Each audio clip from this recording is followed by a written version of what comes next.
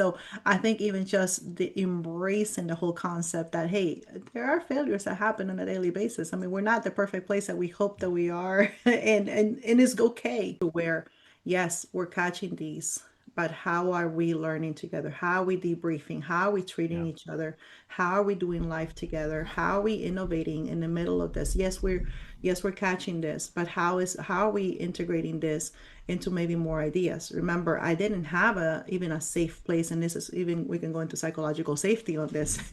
Did we have the psychological safety in place to be able to bring out those ideas? So a growth oriented culture is going to require that. It's going to require the training at leaders at every single level.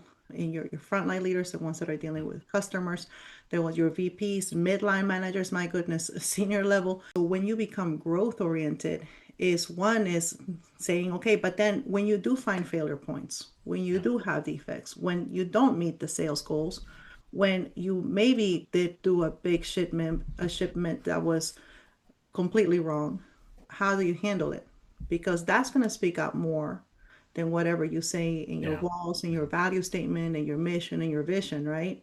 So how do we in a culture that is growth oriented, we already know, I mean, we know those moments are going to happen. But there's something that is, and I love, Hannah, what you're describing, which is a big part of the growth mindset is how you're handling learning moments, failures, things that go wrong, the shipment that goes in the wrong direction, out to the wrong people, or whatever it might be.